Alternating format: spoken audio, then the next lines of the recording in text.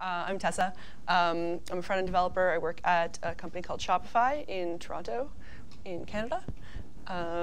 That's me on Twitter if you care. So I'm just going to start right into it with a bit of a history thing, as is often popular. So sort of when we talk about web apps and the early days of them when people started making them. So back in the day, all interactivity in a web page of any kind came from forms and links. So if you wanted your user to do anything other than navigate to a different URL, you had to have a form of some sort, and it had to make do some sort of action.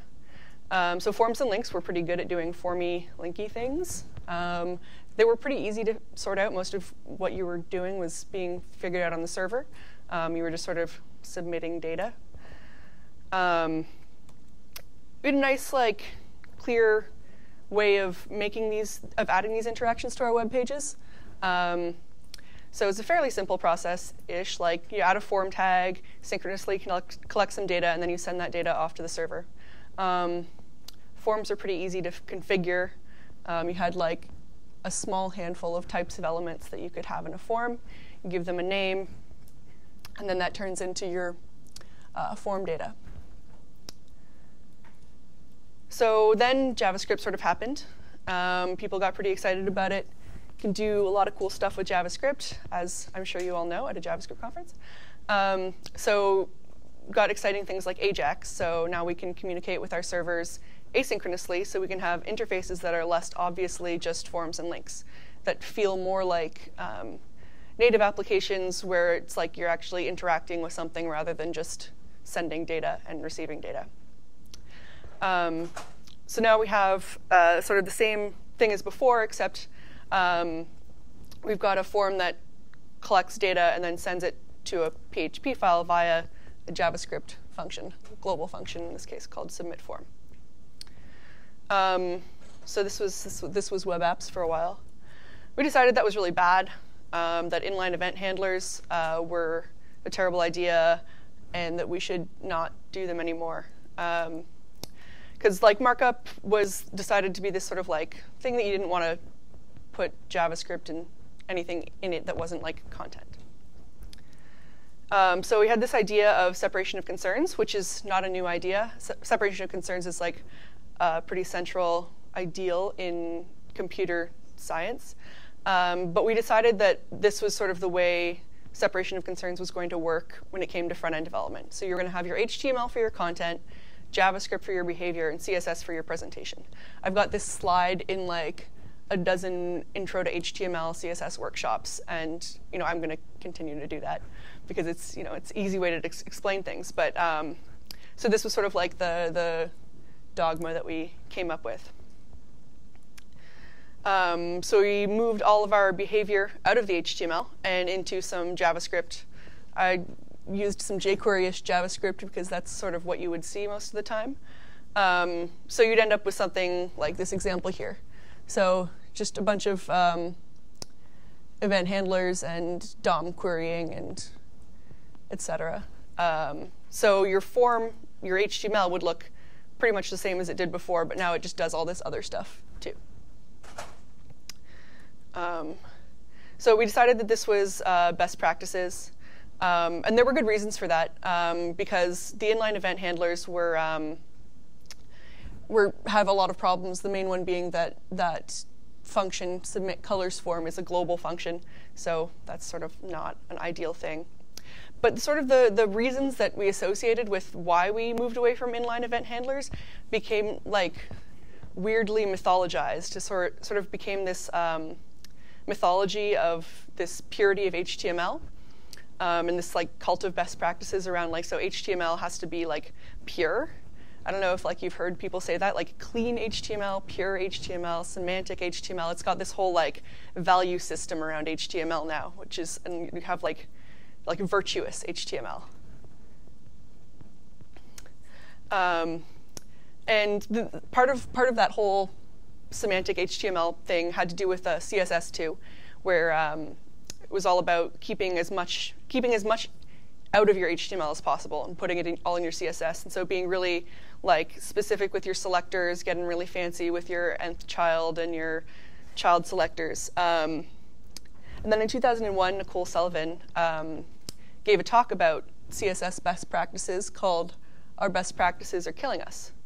And she was arguing that in the name of this separation of concerns between HTML and CSS, we were making things really, really hard for ourselves in a way that was not letting us manage complexity at all. And so she was saying that we sort of suffered for this purity of HTML semantics, and that we were sort of creating this requirement that you'd have to know the entirety of 2 code bases to be able to write HTML and CSS. And so she was arguing that this whole best practices semantic HTML thing was a bit of a mistake, wrong direction, that had made it difficult for to build complex web applications. So the same thing kind of happened in JavaScript, where we sort of had this ideal of the way we should separate HTML and JavaScript, or the way we should separate like behavior and content, basically, and sort of decided that that division line was going to follow file extensions. So HTML content.js behavior. This is a pretty simple way to do it. But those best practices didn't really scale to the kinds of web applications that we want to build these days. And the world they were written for, like the world we thought we would have with this standardized HTML and like this sort of unobtrusive JavaScript, that world doesn't really exist anymore. It doesn't really scale to the expectations that users have of web applications. So I'm thinking that we did it again with the whole killing ourselves with best practices. And I'm just going to go over some of the assumptions behind it that I think are sort of not holding up. So I think HTML is not really just for content. So in this example, we've got a select tag, and it's empty. So in your HTML, you just got an empty select tag. It's basically a placeholder. And then in your JavaScript, you're fetching some content from a server and dumping it into your select tag. It'd actually be a lot more gross than that, because that populate options function is going to be doing a lot of looping over creating new DOM elements. And so in this case, the content is not in your HTML. The content is in a JSON file that's being dumped into your HTML through JavaScript. So the HTML itself doesn't really have any content. It's a placeholder. So I think in this case, it's hard to argue that you've got your separation of concerns along file type. So we have another example here. So this is an HTML5 input tag. It's a range type, which gives you a slider that slides between different values. So a lot of these attributes that you configure here are not really content. Like, there's some logic here, there's some behavior here. This actually specifies some pretty specific behavior of this element. So it's telling you what the min is, max is, how many steps you can take at a time.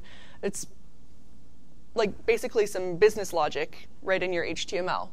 And when all this came out, when HTML5 input tags came out, we were all like, yeah, that's great. I don't know, I was pretty excited about it. Lots of people were. It was a big deal, HTML5. That was great. So that's not really content in your HTML. So I think that HTML was never just for content. It was just that was sort of a division that made sense for a while when we were making web pages that had a lot of information on them, where you linked between page to page, and we had this nice idea of HTML as content, but we're using HTML for a lot more than that these days. And that was always there. That's always been a part of HTML. So we have these really nice sort of declarative APIs for rich content and user interfaces that have been in HTML for a while. So things like the input tag, the new picture element has quite a bit of logic in it that you're setting. All these conditionals about when you display which pictures. And then something like a select tag is actually a pretty complex little UI element that you configure the behavior of through attributes in your HTML. And I think most of us would agree that these are pretty good elements. You probably use select tags all the time. They're pretty useful. You get a lot of stuff for free. They're easy to figure out. You can teach a beginner how to use a select element pretty easily. So I was saying that those are nice declarative APIs. So I should probably talk about what a declarative API is and why we would want them in our HTML. So this sort of like standard division between declarative and imperative programming that you probably learned about if you went to school for these kinds of things, but I didn't, so I learned this later. So imperative is about specifying the steps to take to achieve the desired result that you have. So like what does the computer need to do to get to where you want to be? And declarative code specifies the end result and what you want to get out of this process, and then the implementation is either left up to the compiler if it's like a declarative language, or is in like a library, or is just another function somewhere. So it's sort of abstracting away the explicit process so that you can focus on what you want to happen and not how you're doing it. So this is sort of your standard declarative, it says declarative versus declarative. I mean declarative versus imperative code example here. So this is what you'd see if you like Googled what's the difference between imperative and declarative. So we have just adding up the numbers in an array. So the imperative example is your standard for loop, where you've got your iteration very explicit, like very step by step. This is how iteration works in computers, computer programs. Been doing it the same way forever. Let's grab the, let's keep a running total of what we're adding up and add to it each time. So the declarative way to do that would be to use an array method like reduce. So reduce is doing the same thing here, except it's abstracted away all the details of keeping track of where you are in a loop, of keeping track of your running total. And it's doing the exact same thing, but there's just a bunch of implementation details here that are not visible to you because you as the developer that needs to add up a bunch of numbers, it doesn't matter to you how reduce works, how loop iteration works. It just matters to you that you know that you can put in certain inputs and get out the output that you expect. So another example is, so SQL is everyone's favorite declarative language. So it's sort of like your standard example of a declarative programming language. So it, when you're making a select statement in SQL, what's actually going on under the hood is that the engine is analyzing your query, and it selects the most efficient search algorithm, or what it thinks is going to be the most efficient search algorithm for that query. So you don't need to know, as a developer that's making a database query, you don't need to know what algorithm it's using. You don't need to be able to make that decision about what the best algorithm would be. You don't need to know what it ends up choosing. All you need to know is that the name of is sort of the end result that you have and the syntax you need to get there. So declarative programming is letting us separate the process of stating our problem from the process of solving it. So you can focus on your own application and not the low-level problems that have already been solved. So querying a database for a record is a problem that people have been dealing with for a very long time, and you don't really have to re-implement that every time you write an application. So HTML has declarative APIs. So if we look at a former example of this input range slider, there are a lot of things going on here that you sort of take for granted when you use it. So it's actually like a pretty complicated little component. So it's got event listeners on your mouse up, mouse down, mouse move, also on keyboard. It's managing the focus of your browser. It's doing data binding, so it keeps, if you had like, so if you've got, that value is bound to the position of the slider, and that's updating in real time. There's some styling going on, and etc. So, but as a developer, if you're using an input tag, you need a user to be able to select a range. You don't need to know about any of that. You don't need to know about the event listening or the data binding or the styling or keyboard control. You just need to know that it accepts these attributes, and that when you configure these attributes, this is the result that you're going to get. So declarative code is, declarative API is hiding the implementation details when we just need an interface. So it's sort of a contract of inputs and outputs. You don't have to know what goes on in the stage between input and output. You just need to know what to put in to get what you need. So HTML has these built-in things, especially HTML5. But when we do our custom UI, we don't really follow that example, I would argue. Because a lot of the time, I think developers, we don't look at HTML and see that as a declarative API. You just sort of see it as the way HTML is. So when we do a custom UI, we do it differently. So this is an example of adding, like, if you Googled, like, how do I add tabs to my blog or something like that. This is just an example of some jQuery that I found on some blog. So the JavaScript that we have in here depends completely on the DOM being arranged in that very specific way that it is arranged. So things like everywhere we're referencing this.parent, that relies on the parent element being a certain element. That the element that you've clicked has an href that refers to something that's going to be useful to you, various other details about the class names and the CSS. So understanding this JavaScript requires you to have basically a complete picture of the DOM in your head as you're reading it, or it's not going to make sense to you. So if you're just reading through this code, like if you had none of that markup visible, you wouldn't really have much of an idea of what's going on here. You just know that there are some DOM elements. They have parents and children.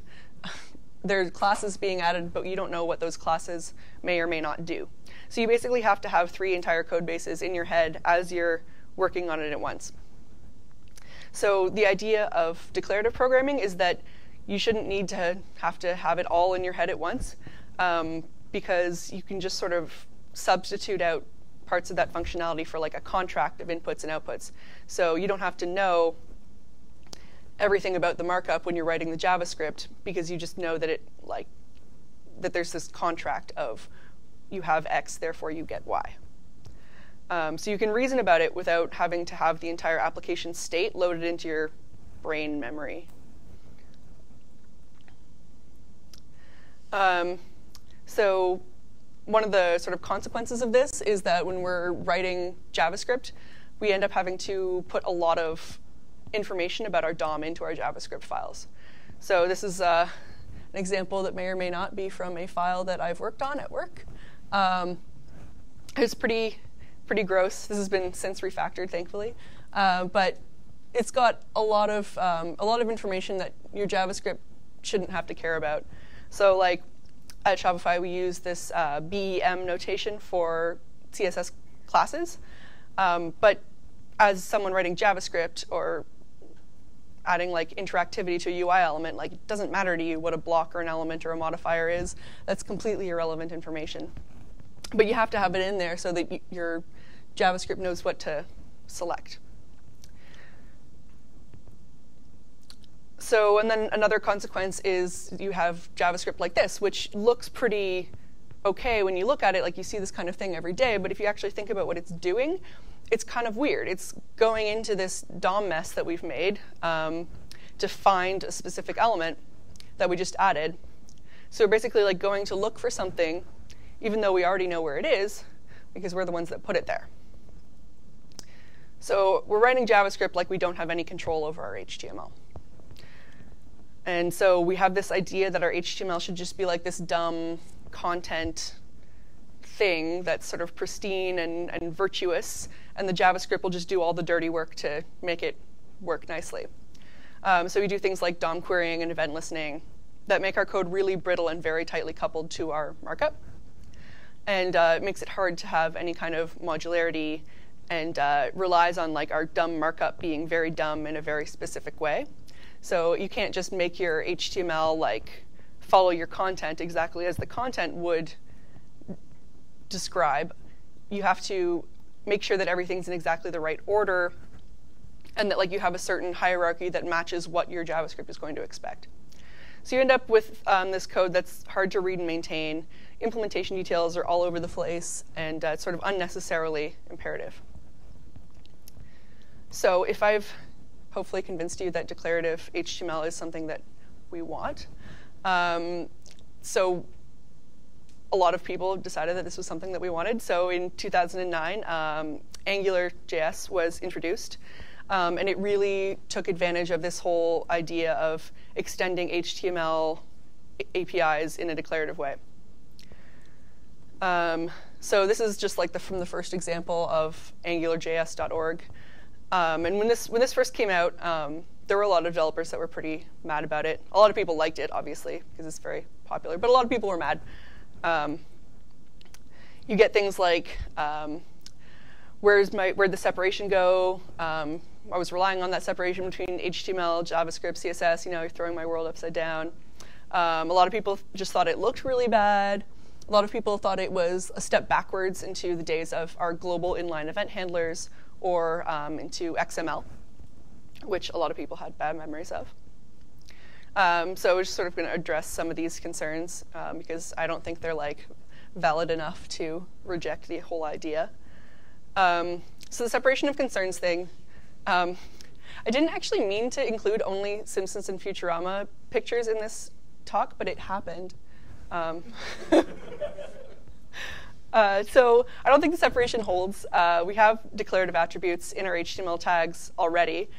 Even before the HTML5 tags, your form had an action attribute. Your select has the options with value attributes. And your content isn't in your HTML anyways, especially for web apps. You probably don't have any content in your HTML, really. You just have references to content in a JSON file or something like that, or in a CMS. So the other thing is that you do need to glue your HTML and your JavaScript together somewhere. The way we've been doing that is by querying the DOM, but querying the DOM kind of sucks. It's messy, and it involves a lot of different APIs, and you have to put a lot of information about your markup into your JavaScript to do it. So, I would argue that you could just as easily say, you're polluting the JavaScript with DOM, rather than people arguing that you're polluting the HTML with JavaScript. So I think that we can sort of separate our concerns more intelligently than just by file type, in a more meaningful way that lets us get more done. Because there isn't just one way to separate concerns. Separation of concerns is a pretty simple old concept, but there's not just one way to implement it. And sort of seems like people have been reevaluating that in front end, the way we separate concerns. So inline event handlers was another thing that people were pretty mad about. But they're different now. In the Angular example, they're not globals. In Angular, they're scoped to a controller or a directive. And inline event handlers, I think I hear this only from usually back-end developers, but they'll always say, man, what was wrong with inline event handlers? There were way worse things that we did back then.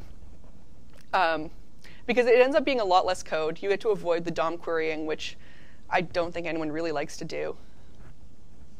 So I think they're not that big a deal, especially because the really big problem with them, in my opinion, was that they were globals. And they're not anymore.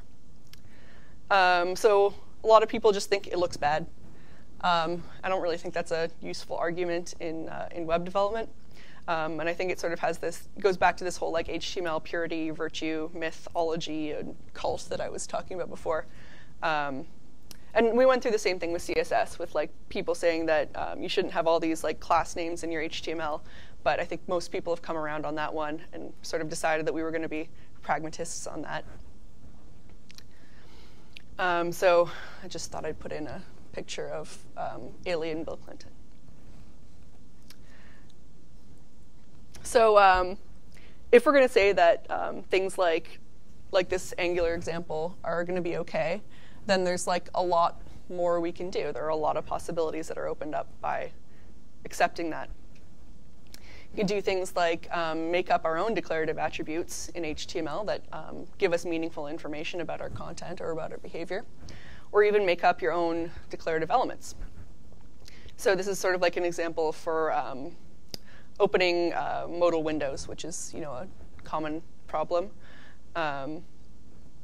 So it's just like 2 examples of how you would simplify that by being able to make your own elements. And it's a pretty trivial example.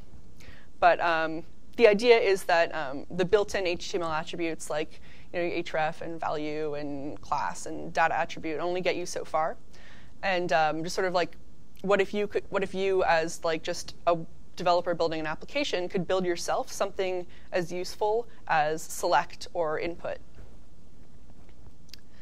So that idea sort of surfaces in web components. So web components with like a capital W and capital C are a set of browser specs that let you sort of teach HTML new tricks. But it's several specs that sort of like get wrapped into one idea. So there's custom elements, which is like creating your own elements. There's shadow DOM, which is sort of this concept of scoping in the DOM. It's a little more than that, but complicated. There's templates, which let you template out your HTML rather than having to do things like a lot of inner HTML and concatenating strings of DOM elements.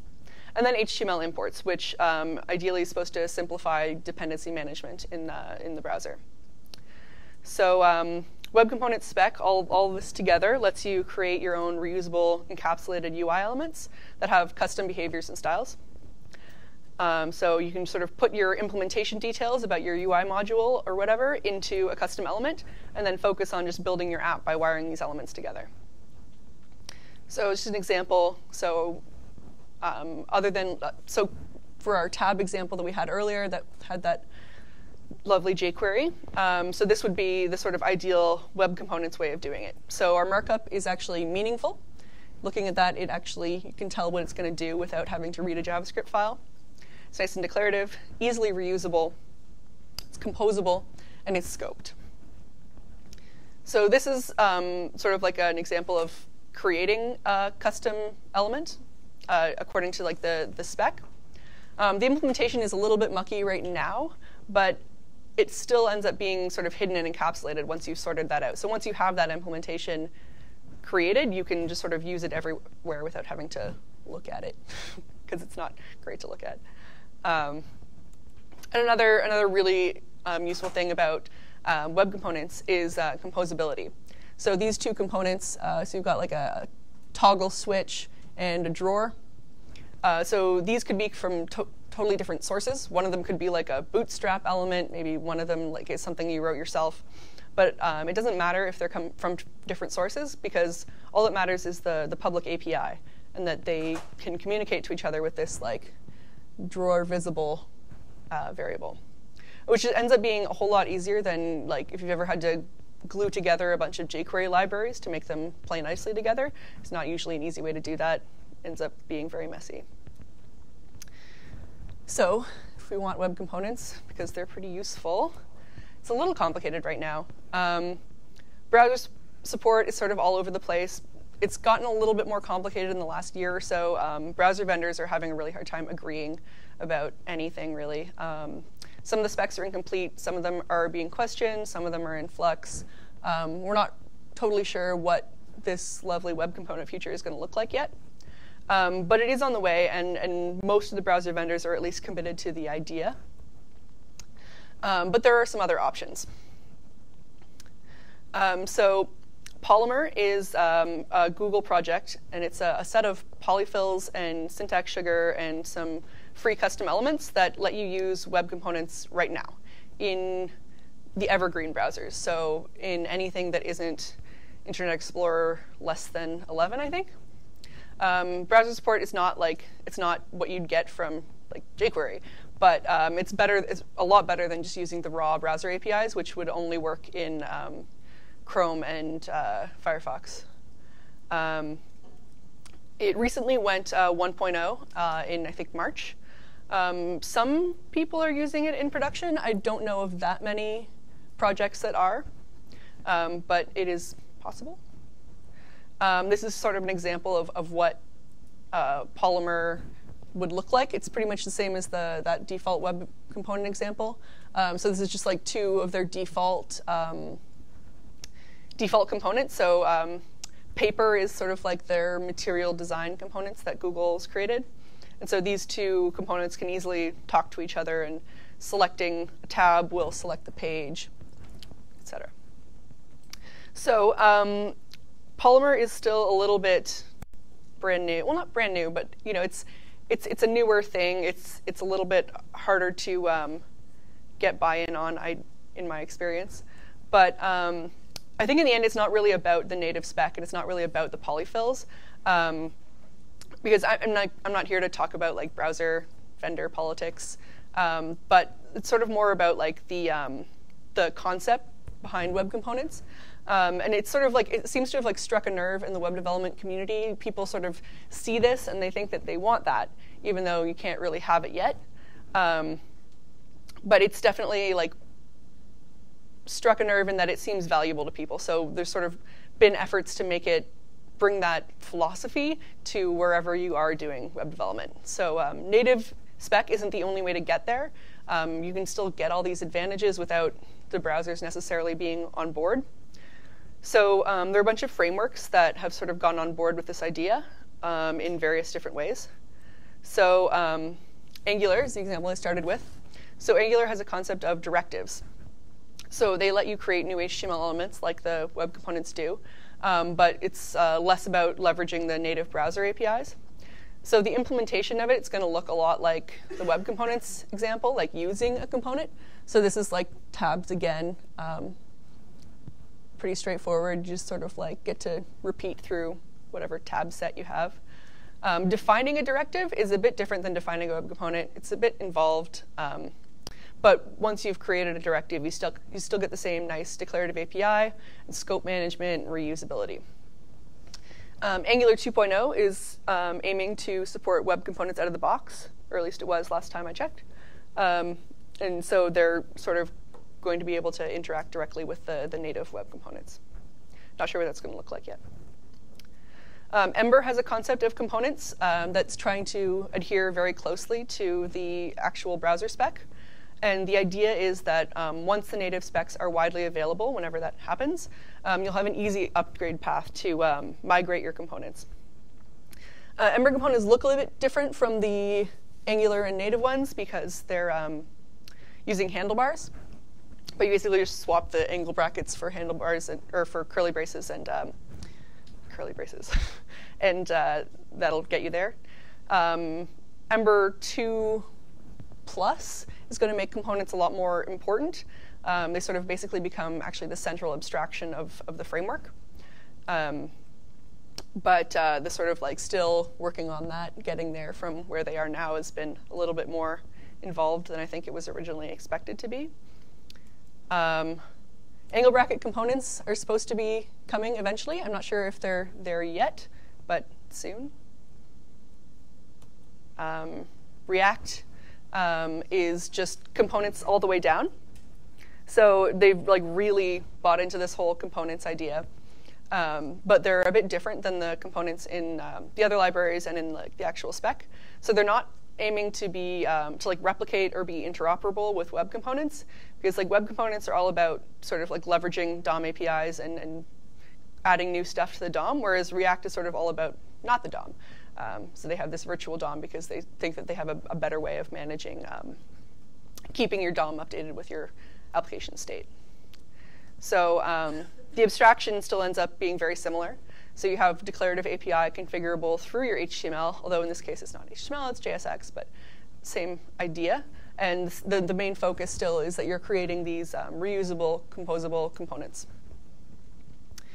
If you're not using one of the libraries, there are like frameworks. There are basically libraries that will let you do sort of declarative data binding.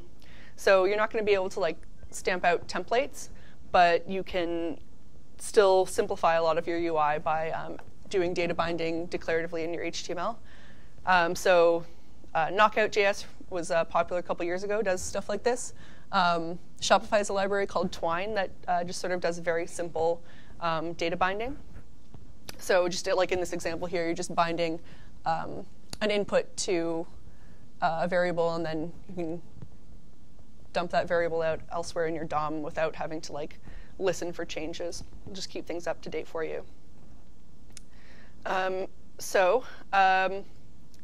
The idea of this sort of like this future of JavaScript, this web component-y future, is that when your sort of development process is going to look a bit different. So rather than going back and forth between your like dumb content-focused HTML and your JavaScript that's full of DOM querying, you're going to be going back and forth between like writing these components that like do a specific thing and expose a public API, and then wiring those components together. And so like you'll be tweaking those implementations sometimes, but the idea is that once you have your components built up, you're focusing on your own application and on making its own logic work using these APIs. So there are some limits to declarative programming. It's not like the be-all and end-all of programming. It's like can make you a lot more productive and like sort of developer happiness thing. But if it was like perfect and the only way to do things, then people still wouldn't be writing in imperative languages, which are most of them. So sometimes you do need to tweak the implementations. So if you go back to the SQL example, most of the time when you just write that select statement, it's going to select the most appropriate search algorithm and find your record quickly. But sometimes you do need to tweak that implementation because you know better. And that's always going to be the case. Nothing's going to be always reading your mind, you know, I guess. So I'm going to do a bit of a demo. So a couple weeks ago, I sort of made this project on an airplane of, it's just sort of like a third-party comment form that you can put on your website. But it was sort of a joke in that like the comments don't actually go anywhere; they just get saved to your local storage.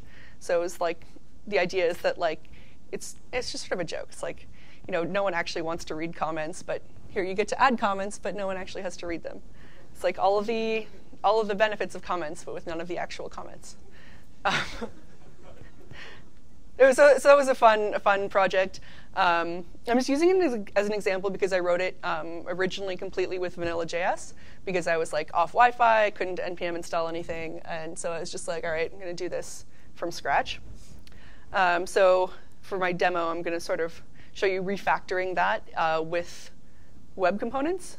I'm not going to deal with the whole third-party JavaScript stuff because that's, you know, been covered by other speakers and it's complicated. But just going to turn on mirroring here. It's going to show the basic like creation of a comment form.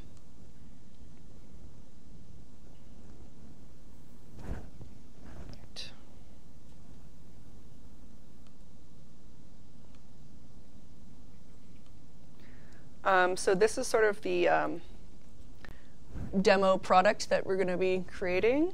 Oh, why is that? Sorry, I'm just going to deal with some scaling stuff.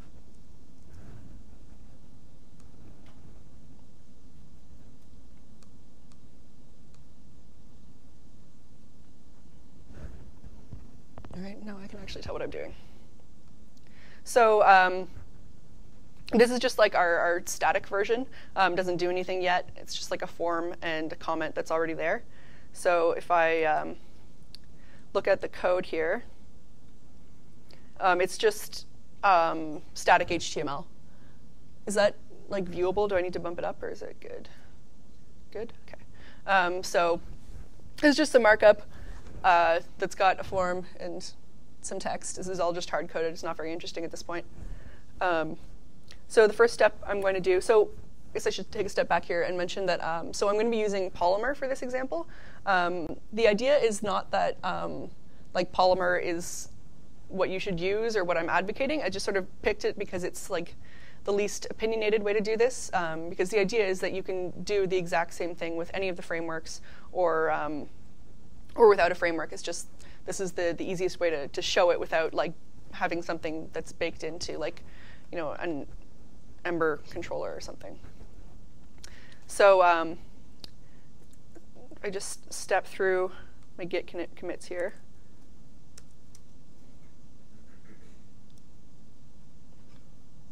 I committed my Bower components because I didn't want to deal with like having to re-download anything, and so now git is really slow, so I apologize for that.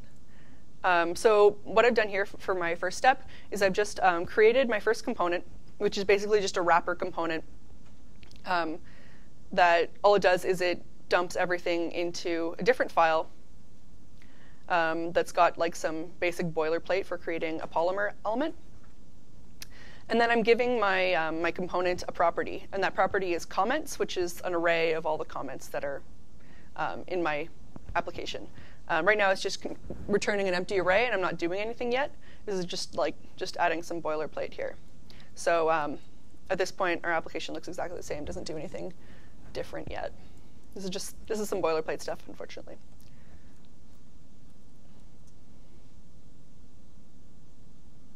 So now I've created the sort of useful component here. So I'm calling it the chamber. So this is where the form and the list of comments live. Still just static HTML here. I'm just sort of doing the boilerplate setup here. So the interesting part is, so now in my main component, I'm referencing my echo chamber component, and I'm passing it an attribute of comments. And so that's referring to this comments property down here, which I've now populated with just like a default hard-coded comment. So if I go over to my echo chamber here, and I add a lifecycle method on basically when the element is ready for modification. There's console log, start comments. Yeah, so there I've got my array with one object in it. So my chamber component now has received data from its parent component. So next step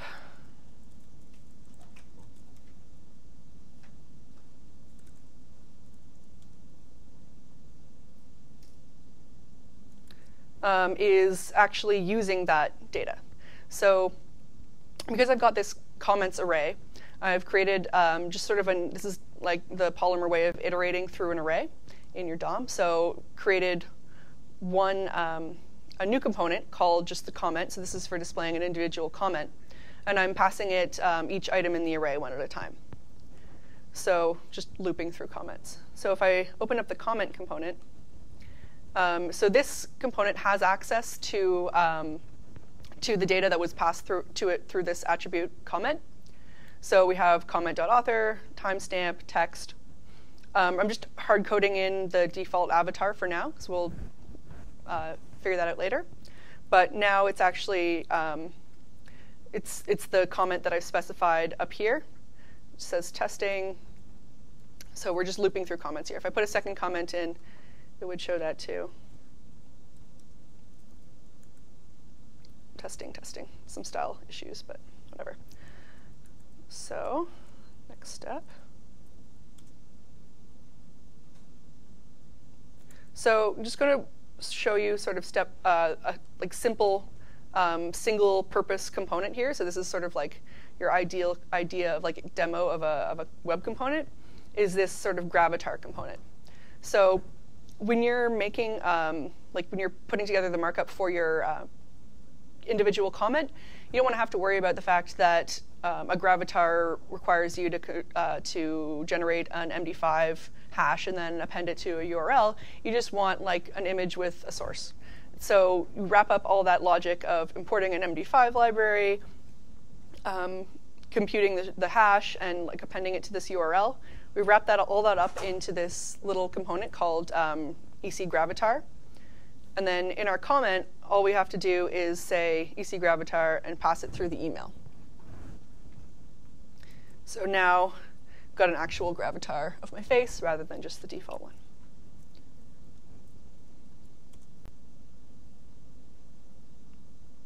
So the next step is to make the comment form actually work. And this is sort of surprisingly little work at this point. So I've got this new component called form. And so right now, all the markup for the form is the same, except that I've added this onSubmit handler that just calls my handle submit method. And then in the parent component, I'm passing the comment form the list of comments as well. So now the form and the list both have access to this array of comments. So in my onSubmit method, I'm just grabbing the data from the form, adding a timestamp, and then just pushing the new comment onto the array that it's been passed. And so that change is going to get propagated back up through to the parent component. This .push is just sort of a way of pushing onto array in a way that it will be observable in Polymer. So now I can actually create a new comment.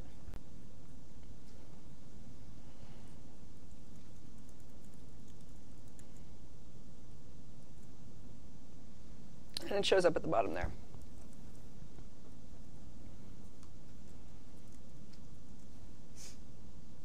Oops.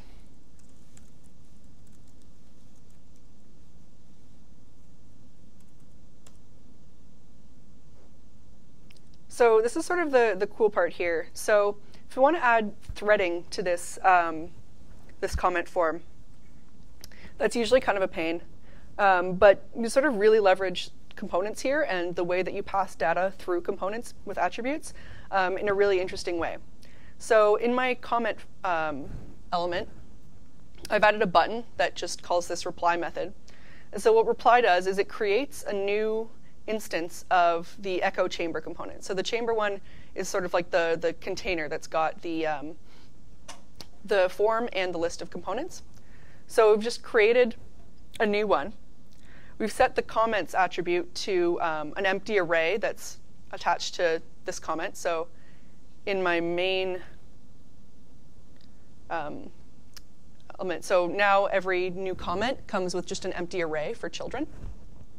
So I've set the comments value to that empty array that's attached to this parent comment. And then I just inserted it into the DOM. So, because I don't need that open, just click reply. It pops open a new comment form.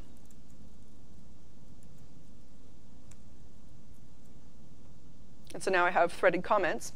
I can keep going.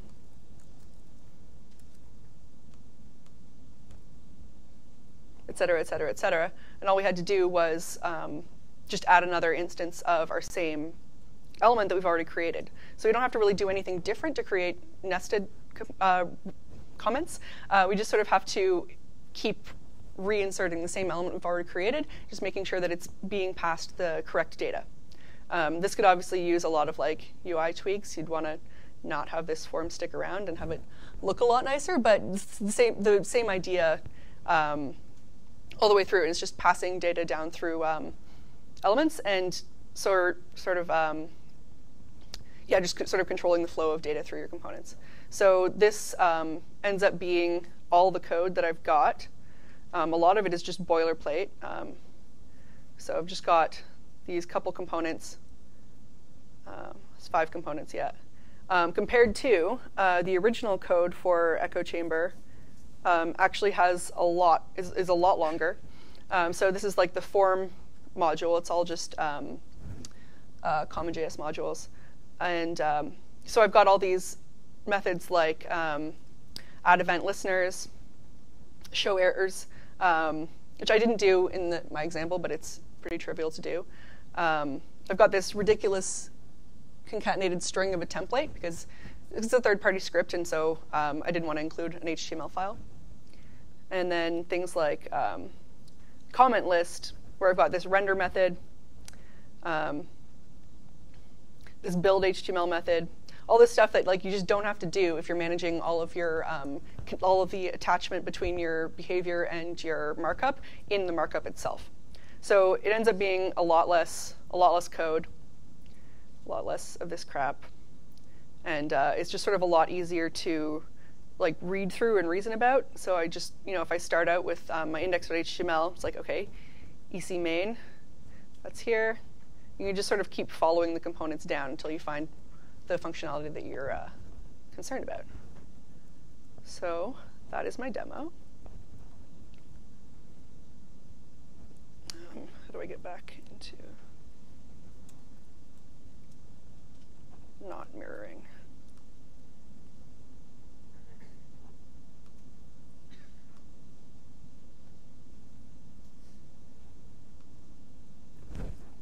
So in summary, so this has sort of been referred to by some of like the Polymer evangelist and like web component evangelist people as sort of a declarative renaissance of the web, because this is nothing new. We just sort of strayed away from it for a while. And it's coming whether you like it or not. So even if you're sort of not convinced, Angular's doing it, Ember's doing it, React is doing it, the browsers themselves are doing it. This is going to be everywhere. But I think you're going to like it anyways, because you get nice things like declarative APIs, meaningful HTML that you can actually like read and understand, encapsulation of your JavaScript, and then in the native spec and in Polymer you get encapsulation of your styles too. You get really easy reusability and really easy composability. Sort of can choose your own adventure at this point. There's not one single way of doing it. Angular directives, Ember components, React components, Polymer, and then native browser support is coming eventually. So we sort of get over our like HTML purity myth and pollute our HTML, but you're going to like it. That's my talk.